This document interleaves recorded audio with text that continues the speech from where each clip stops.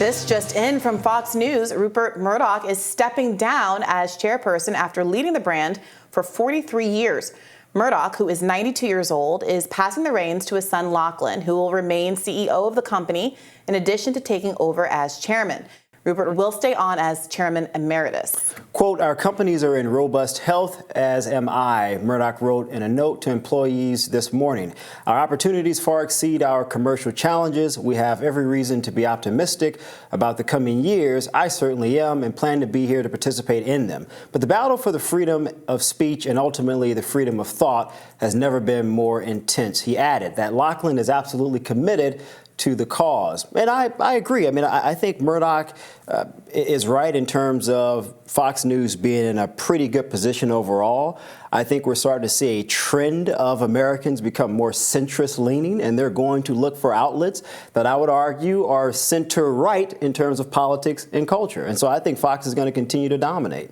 Sure, Michael, you think America's becoming more center-leaning and not more anti-establishment on both ends of it? Well, I would say anti-establishment is rooted in conservatism. That's what I would argue.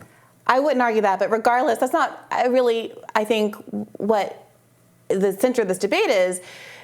Fox News has been not soaring, shall we say, post the absence of Tucker Carlson. It just had to pay out an over $750 million judgment over the Dominion lawsuit, and there is another lawsuit on the same facts that is coming around the pike. Yeah. There are right-wing competitor platforms, Newsmax and others that are nipping at Fox's heels and getting increasing amounts of the market share. That's part of what drove the tension between Tucker Carlson and the Fox News staff that we saw in the Dominion emails and text messages, that there was this real fear that if you went against Trump, if you didn't flatter the more outsider part of the Republican Party, that you would lose market share because there were these competitors that Fox News was sincerely concerned about. But you think that Fox News, all of that being said, is still in a good position? Absolutely, financially. I mean, one needs to merely look at their financial quarterly reports. I mean, with all due respect to Newsmax, I'm very familiar with Chris Ruddy, the founder of Newsmax. He's a great guy. I think he's built a great platform.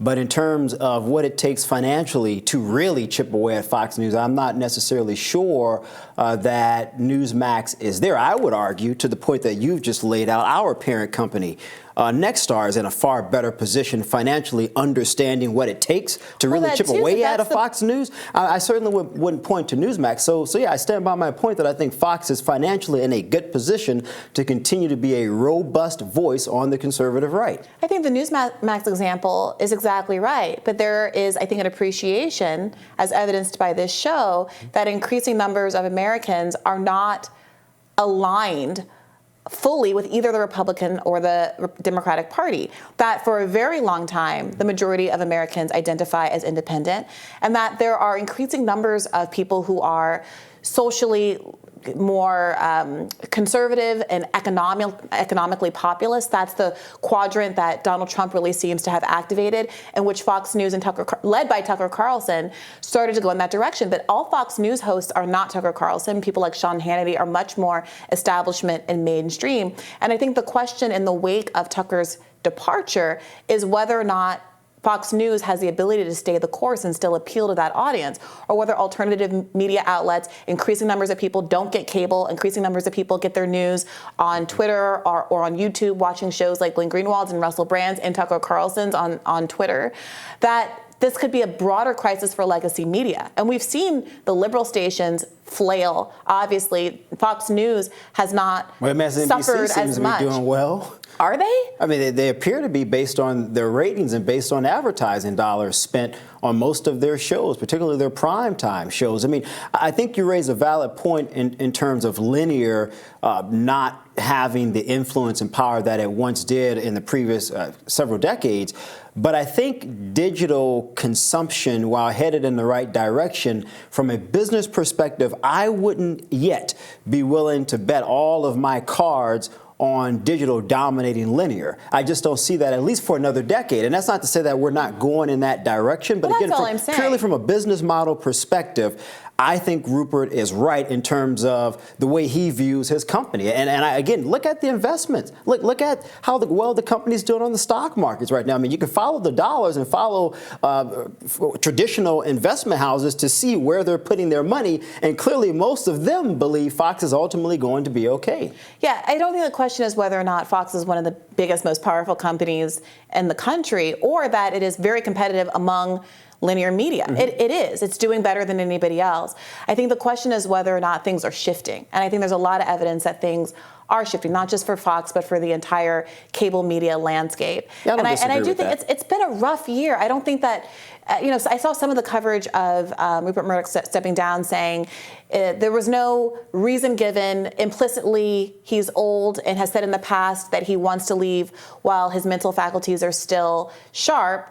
And I think everyone will accept the explanation. No one is really asking why a 92-year-old is retiring. But I think it's worth noting that having a judgment against your organization of almost $1 billion, I mean, 780 whatever million dollars, is a huge financial setback. Losing your most popular host, firing him over what seemed to be some personal discord as a consequence of the disclosures that came out in the course of the Dominion lawsuit, is a huge hit. Now you have Donald Trump and Tucker Carlson yakking it up in interviews off Fox News about Fox News. Trump That's not a good look for the debates company. For Fox News. Exactly. No, I don't disagree with Fox certainly having a serious level of animosity towards them by a certain segment of the Republican base. But I would push back against that and say, but where are most of those individuals going to go? Sure, they will watch Tucker's videos on X. I watch Tucker's videos on X. I know Tucker, he's a phenomenal guy. I like him a lot personally. But I still do tune on Fox for certain things that I'm not seeing on X or that I'm not seeing on other digital shows. I do go to Fox for a certain level of expertise that some of the other shows just don't have the reach to bring on some of those guests. Sure. And I'm willing to say that most Republican, conservative-leaning Americans are doing the same thing. They may not watch as long as they did in the past, but there's still certain shows they're going to tune into, and that still helps bolster Fox's ratings. Do you anticipate any cultural shifts or programming changes as a consequence of Rupert stepping down and his son Lachlan being the CEO? Or do you think that it's going to stay the course? That's what's so interesting about this, Bree, because the other siblings are not, as you are well aware, are not as conservative as Lachlan. And so maybe not while the father, Rupert, is still alive, but whenever he transitions, I predict some significant infighting between the siblings in terms of, do we keep Fox? Do we try to sell Fox? Do they agree with the overall direction of the company with their brother? Because from my understanding, they will have an equal ownership share of the company with Lachlan.